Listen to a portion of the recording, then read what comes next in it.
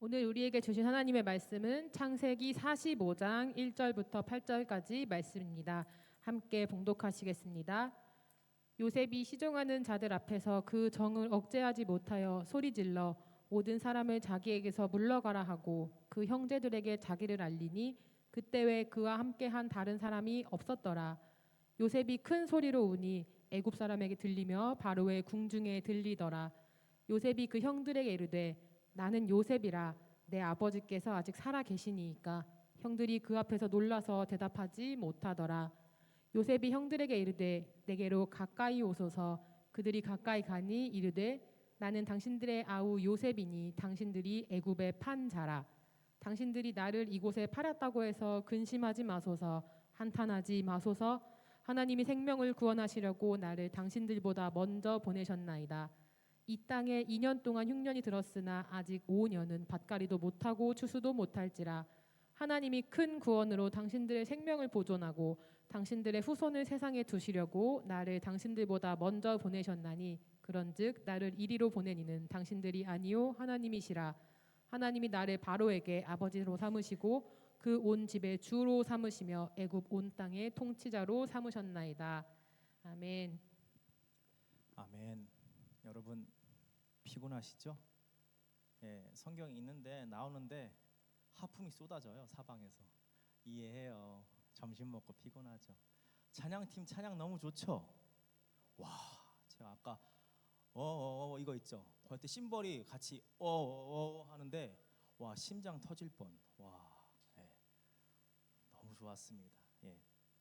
여러분 제가 좋아하는 노래가 하나 있습니다. 짠. 그대여 아무 걱정하지 말아요. 우리 함께 노래합시다. 그대 아픈 기억들 모두 그대여 그대 가슴에 깊이 묻어 버리고. 지나간 것은 노래 불러야 될 것 같아요. 지나간 대로 그런 의미가 있죠. 전인권 씨가 작사 작곡했고 이적 씨가 리메이크한 걱정 말아요 그대라는 노래이죠. 이 노래 가사 참 주옥 같죠. 네.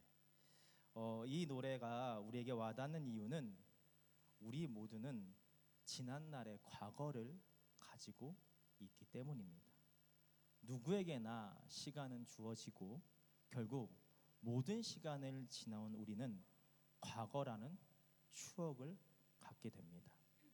그리고 그러한 과거의 지난 날들을 우리는 때때로 후회하기도 하고 과거에 매이기도 하기에 이 노래는 우리에게 위로가 됩니다.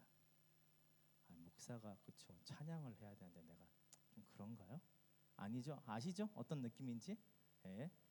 김아라 씨의 책 과거가 남긴 우울, 미래가 보낸 불안에 보면 미국의 심리학자 필립 짐 바르도가 주장한 시간관의 개념을 소개하고 있습니다. 개인이 시간에 대해 주관적으로 느끼는 태도 및 가치관, 시간관이라고 하고 있는데요. 이 시간관을 5개로 또 구분합니다. 네, 과거, 긍정, 과거, 부정, 현재, 쾌락, 현재, 운명, 미래, 지향. 여기서 우리는 과거에 대해서 조금 주목해 보면 좋을 것 같은데요. 과거 긍정 시간관을 가진 사람은 과거에 경험한 것들을 소중히 여기고 좋았던 시절과 기억을 간직한 채 살아간다고 합니다. 반대로 과거 부정 시간관을 가진 사람은 과거 잘못한 일들에 집착하고 사로잡힌 채 현재를 누리지 못하고 살아간다고 합니다. 항상 후회와 아쉬움을 느끼며 살아가는 것이죠. 그렇다면 여러분은 과거 긍정 시간관이 많으신가요? 과거 부정 시간관이 많으신가요? 네. 이렇게 오늘은 여러분들과 과거에 대한 이야기를 나누어 보려고 합니다. 말씀에서도 시간관의 모습을 볼 수 있는데요. 성경에 나오는 인물들도 자신에게 주어진 시간에 대한 감정을 나타내고 그에 따른 인물들의 태도를 볼 수 있습니다. 예를 들자면 욥기 3장 3절에서 9절까지를 보면 욥의 탄식이 나옵니다. 욥이 모든 문장의 끝을 사라져 버렸더라면, 그날을 기억하지 못하셨더라면, 이런 표현을 쓰고 있습니다. 과거에 대한 아쉬움과 후회, 상한 마음을 나타내고 있는 것이죠. 다소 과거 부정의 시간관을 갖고 있는 욥의 모습을 볼 수 있습니다. 그렇다고 우리가 욥을 비난하거나 문제 있는 사람으로 치부할 수는 없습니다. 왜냐하면 현재 욥은 극심한 고난 앞에 선 자이기 때문입니다. 고난 앞에 선 자에게 그 누가 돌을 던지겠습니까? 우리가 충분히 공감할 수 있는 욥의 모습입니다. 그리고 때때로 우리도 욥이 될 수 있습니다. 이러한 고난의 터널을 지난 사람이 또 한 명 있습니다. 바로 요셉입니다. 여러분, 오늘 말씀의 본문은 창세기 45장입니다. 그리고 요셉의 이야기는 창세기 37장부터 시작되는데요. 따라서 37장부터 오늘까지의 본문은 요셉의 과거입니다. 그런데 이 요셉의 과거는 끊임없는 고난의 터널이었습니다. 사실 요셉 말고도 고난에 대해서 성경에는 많은 이야기들이 있는데요. 그럼에도 불구하고 특별히 요셉에 대해서 나누고자 하는 것은 요셉의 고난과 우리의 삶 속에서 일어나는 고난이 비슷하기 때문입니다. 요셉의 과거와 우리의 과거가 같은 길을 걸어가고 있기 때문입니다. 오늘 말씀을 통해 요셉의 과거를 같이 살펴보겠습니다. 첫 번째, 요셉의 과거, 관계의 어려움. 요셉은 야곱의 12아들 중 11번째 아들입니다. 다 아시죠? 네, 역시. 그리고 요셉의 어머니인 라헬은 야곱이 가장 사랑했던 여인이며, 이런 라헬은 자녀를 낳지 못하다가 늦게 요셉을 낳습니다. 그래서 요셉이 어땠을까요? 귀한 아들. 한마디로 야곱이 가장 아끼는 아들이었습니다. 그래서 야곱은 요셉에게 특별한 옷을 입힙니다. 바로 채색 옷이죠.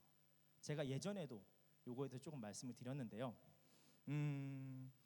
채색 옷 하면 이런 생각 드시죠? 재질이 좋고 색깔이 때깔이 또 예쁘고, 그렇죠? 캐시미어 이런 그런 재질. 그런데요, 일반 옷과 채색 옷의 차이는 팔 길이의 차이입니다.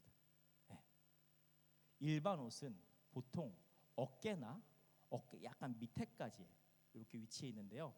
이 채색 옷은요, 손을 다 덮는 길이의 옷입니다. 그러니까 어때요? 채색 옷을 입으면요, 일하기가 어렵겠죠. 한마디로 요셉아, 너는 꽃길만 걸어라, 이런 메시지가 담겨 있는 거죠.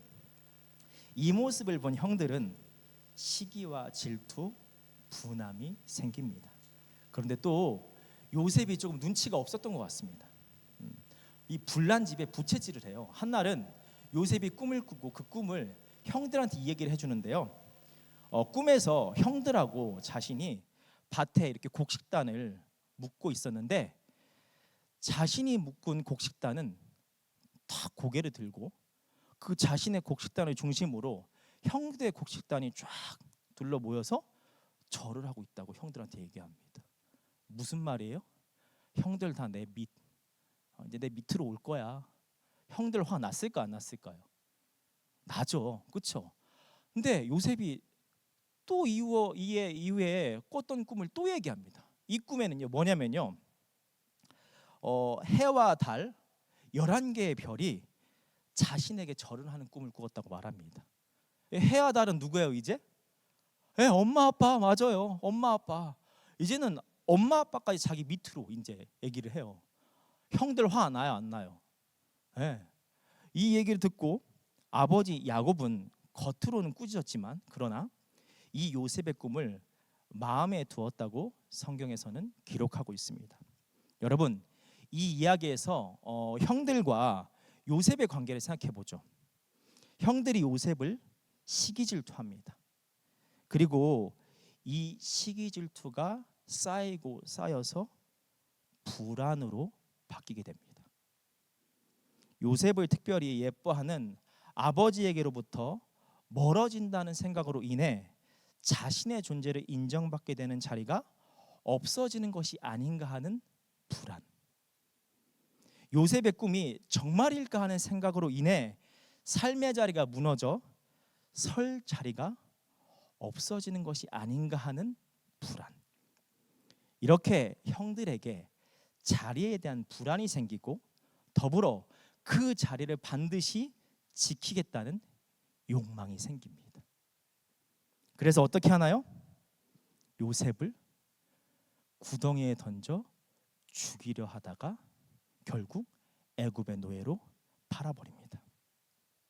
분명히 형들의 시선으로 본다면 요셉에게는 타의적인 과오와 자의적인 과오가 있었습니다. 아버지의 사랑을 독차지 않은 요셉, 자신의 꿈을 한 번도 아니고 두 번이나 눈치 없이 얘기한 요셉. 그렇다고 해서 요셉을 죽음으로 몰아세운 형들의 행위는 정당화될 수 없습니다. 따라서 요셉의 시점에서는 고난이 시작된 것입니다. 여러분, 가족, 더 나아가 세상을 살아가는데 더 많은 관계들이 생깁니다. 그리고 나의 의지와 상관없이 어려움이 닥칠 때가 있습니다. 상대의 시기와 질투로 인해 결국 그것이 불안과 욕망을 만들어 나를 짓밟으려 하는 모습. 그래서 상대로 인해 나의 삶에 금이 가는 순간. 이렇게 우리도 삶의 크고 작은 관계 속에서 겪은 안 좋은 과거의 기억들이 있습니다. 요셉의 두 번째 과거를 보죠. 세상에서 그리스도인으로 살아가기. 이제 요셉의 장면은 애굽의 노예가 된 장면으로 이제 바뀝니다. 여러분, 노예라는 것은 어떤 의미인가요? 자유가 없다라는 것이죠. 요셉의 고난이 지속되고 있다는 것입니다. 그런데 요셉이 또 그 곳에서 일이 생깁니다. 요셉은 애굽 왕 바로의 신하인 경호대장 보디발의 집에 노예로 팔려갑니다. 그런데 감사하게도 보디발에게 이게 잘 보여. 이 보디발이 요셉을 이제 신복으로 삼아서 요셉에게 자신의 재산과 집을 관리하게 합니다. 요셉이 이제 조금 풀리는 것 같죠, 그렇죠? 약간 풀리네요. 그러나 문제가 생깁니다. 보디발의 아내가 요셉을 유혹합니다. 같이 창세기 39장 12절 말씀을 읽겠습니다. 그 여인이 그의 옷을 잡고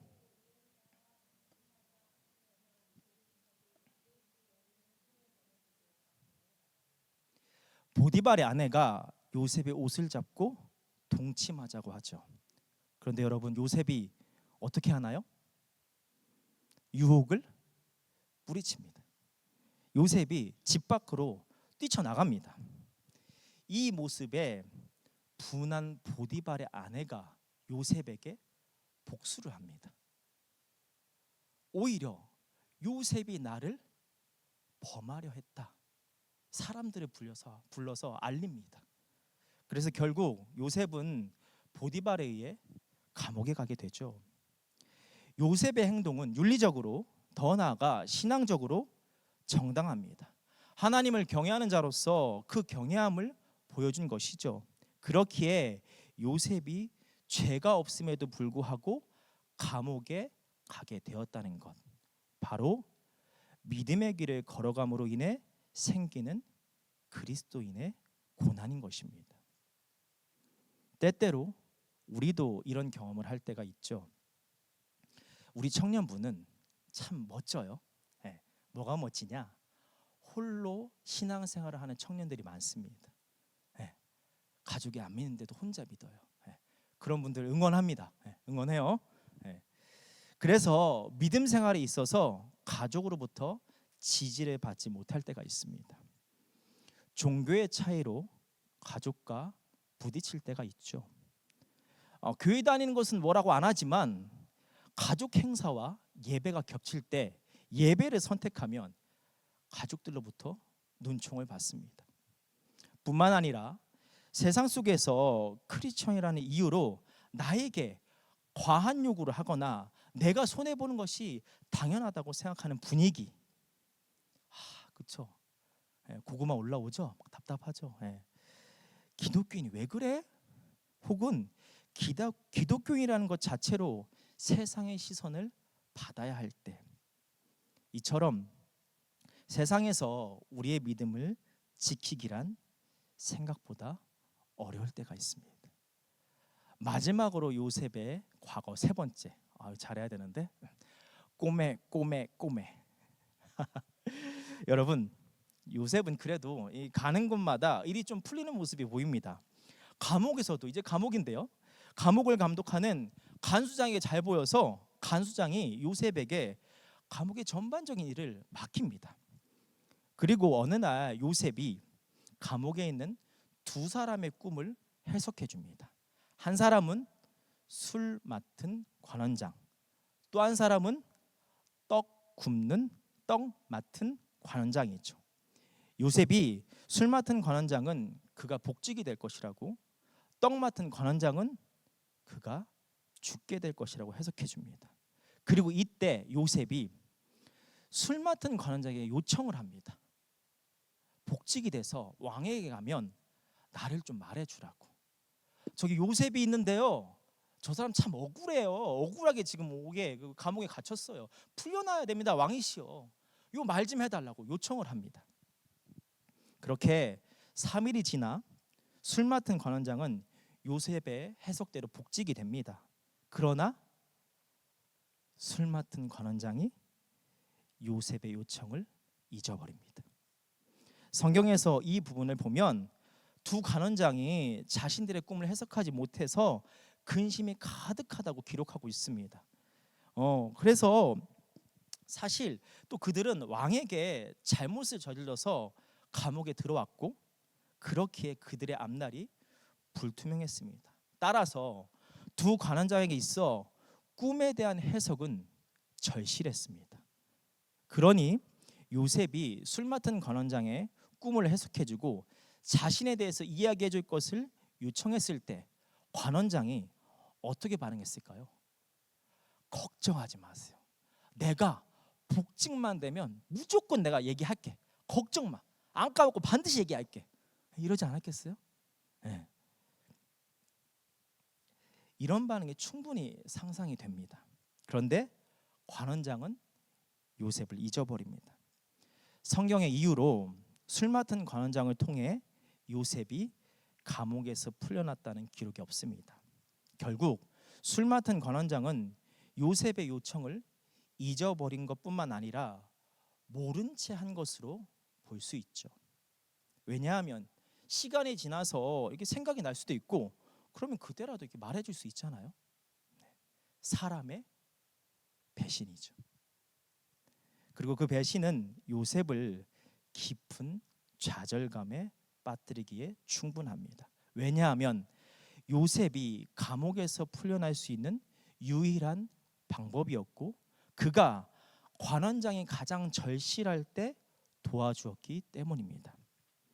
이 모습을 우리의 반응으로 이렇게 정리할 수 있죠. 어떻게 그 사람이 나한테 이렇게 할 수 있어? 그래서 꼬매예요. 여러분, 연결이 되죠? 네. 이처럼 우리도 사람에게 배신을 당한 적이 있죠. 그리고 그 배신으로 나의 마음과 상황이 무너진 경우가 있습니다. 여러분, 요셉의 과거, 즉 세 가지 고난을 한번 다시 생각해 볼까요? 첫 번째, 인간관계에서 오는 고난. 두 번째, 그리스도인으로서의 고난, 세 번째 사람의 배신으로 인한 고난. 이렇게 보면 우리에게 고난이란 세상적 고난과 신앙인의 고난으로 나뉩니다.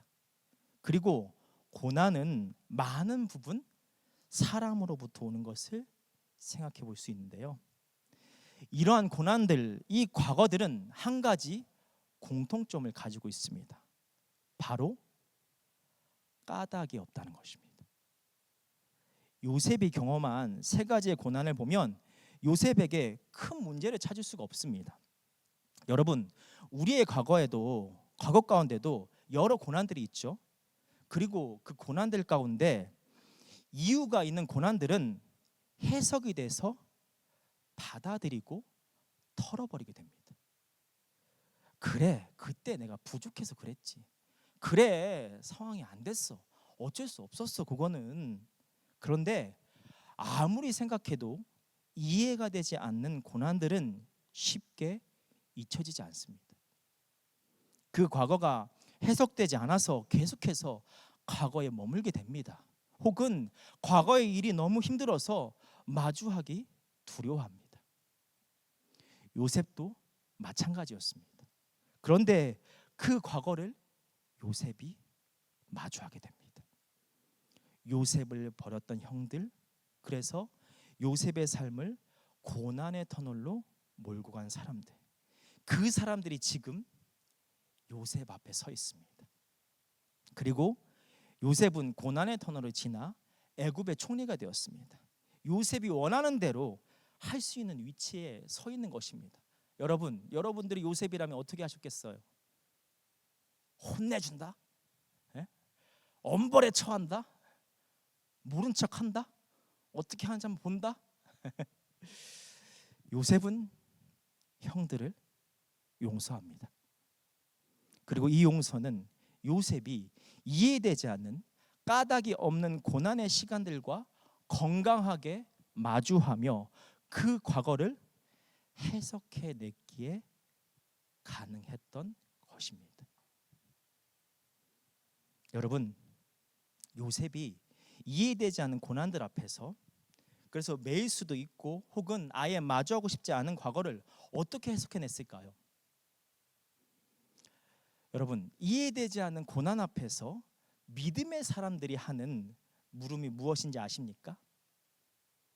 도대체 하나님은 어디에 계십니까? 왜 나의 고난에 개입하지 않으십니까? 도대체 하나님은 무엇을 하고 계신 것입니까? 이 물음은 어쩌면 요셉에게도 있었을 것입니다. 그런데 성경에 이렇게 기록이 되어 있습니다. 여호와께서 요셉과 함께 하심으로. 요셉의 고난이 극에 달했을 때 여호와께서 요셉과 함께 하신다는 말씀이 반복적으로 기록되어 있습니다. 아이러니하죠. 아이러니해요. 고난이 극심한데 하나님이 요셉과 함께하고 계신다니. 그렇다면 지금 요셉에게 주어진 까닭이 없는 고난, 마주하고 싶지 않은 과거는 어떻게 해석해야 할까요? 요셉이 성장하길 바라시는 하나님의 침묵인 것입니다. 더 나아가 이전에 경험해보지 못한 또 다른 차원의 하나님을 만나게 하시려는 것입니다. 요셉이 이것을 깨달았습니다. 그래서 이렇게 고백하죠. 같이 창세기 45장 5절 8절 말씀을 읽겠습니다. 당신들이 나를 이곳에 팔았다고 해서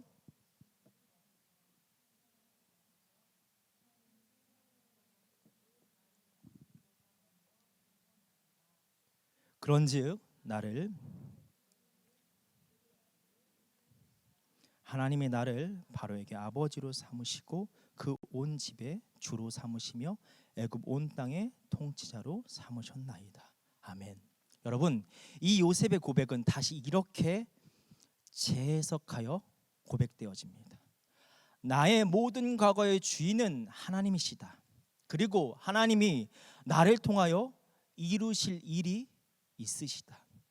우리가 까닭 없는 고난을 해석할 수 있는 방법이 바로 이 말씀 안에 있습니다. 요셉은 과거에 이해되지 않는 고난을 하나님의 훈련으로 해석한 것입니다. 왜냐하면 그 가운데 늘 하나님이 계셨기 때문입니다. 그래서 형들이 나를 이리로 보낸 것이 아니라 하나님이 나를 이리로 보내셨습니다 하고 고백한 것입니다. 따라서 믿지 않는 자들에게 까닭이 없는 고난은 저주라고 말하지만 하나님을 믿는 우리들에게 까닭 없는 고난은 하나님의 훈련인 것입니다. 그런데 사실 이렇게 훈련으로 해석하는 모습은 믿음이 없는 이들에게도 비슷한 모습을 찾아볼 수 있습니다.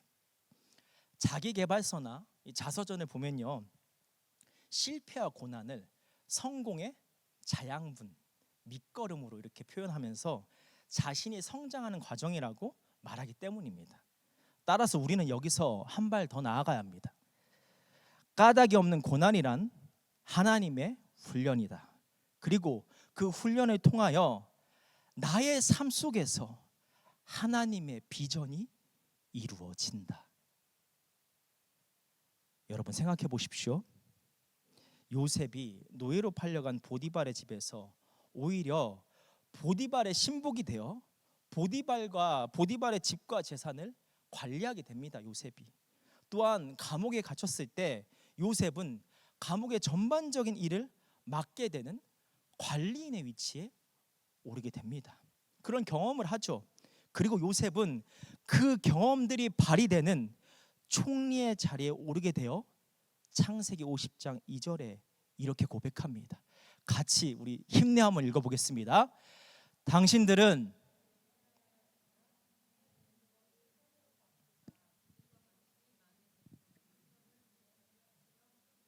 아멘. 많은 백성의 생명을 구원하게 하시려. 요셉의 이해되지 않은 고난, 마주하기 버거운 과거를 통하여 요셉의 삶에서 하나님의 비전이 이루어집니다. 그래서 오늘 말씀을 정리합니다. 지나온 날과 마주하기 버거운 과거, 그렇게 까닭이 없는 고난은 우리를 성장시키는 하나님의 훈련이자 그 훈련을 통한 우리의 삶 가운데 이루고자 하시는 하나님의 비전이다. 침묵이네요. 아멘이 나올 줄 알았는데, 기대했는데, 난 혼자 이렇게 막 감동이 됐었는데, 다시 한번 도전해 볼게요. 마주하기 버거운 과거, 그렇게 까닭이 없는 고난은 우리를 성장시키는 하나님의 훈련이자 그 훈련을 통한 우리의 삶 가운데 이루고자 하시는 하나님의 비전이다. 그리고 이러한 모습을 우리는 이분에게서도 볼 수 있습니다. 바로 인간의 몸으로 이 땅을 섬기신 예수님이십니다. 오해하지 말아야 할 것이, 여기서 인간의 몸으로 이 땅을 섬기신 예수님은 하나님과 같으시며 신성을 가지신 분임을 전제로 우리가 가지고 있는 연약함을 동정하시는 예수님이십니다. 여러분, 이런 예수님께서 십자가에 죽으시고 부활하셨습니다. 따라서 부활하신 예수님께 십자가는 과거입니다. 그리고 십자가의 죽음은 너무나도 고통스럽기에 직면하기 힘든 과거입니다. 더 나아가 예수님은 죄가 없으시기에 십자가는 이해가 되지 않는 과거입니다. 그런데 십자가에 죽으시고 부활하신 예수님께서 제자들에게 이렇게 말씀하십니다. 같이 누가복음 24장 46절 47절 말씀을 읽겠습니다. 또 이르시되 이같이 그리스도가 또 그의 이름으로 죄사함을 받게 하는 회개가 예루살렘에서 시작하여 모든 족속에게 전파될 것이 기록되었으니 아멘. 예수님께서 제자들에게 십자가의 과거를 이렇게 말씀하십니다. 십자가의 고난을 통하여 회개가 예루살렘에서 시작하여 모든 족속에게 전파될 것이다. 나의 과거 십자가는 죽음을 이기는 부활이며 곧 모든 영혼을 살리는 하나님의 비전이다. 사랑하는 여러분, 우리의 지나온 과거 그리고 앞으로 과거가 되어질 현재와 미래를 어떻게 마주하시겠습니까? 때로는 억울하고 이해되지 않는 까닭 없는 고난 앞에서 하나님의 비전에 붙들며 나아가는 저와 여러분이 되기를 소망합니다. 하나님이 이것을 통해서 이 상황을 통하여 나를 사용하시겠구나. 이 비전의 선포가 과거에서 여러분을 일으킬 것입니다. 기도하겠습니다. 사랑의 하나님, 주님께서 너무나도 사랑하시는 청년들과 아버지의 말씀을 받았습니다. 그 말씀이 우리 청년들의 심령 가운데 온전히 새겨지게 하여 주옵소서. 그 말씀으로 삶의 모든 자리에서 승리하는 청년들 되게 하여 주옵소서. 예수님의 이름으로 기도드립니다. 아멘.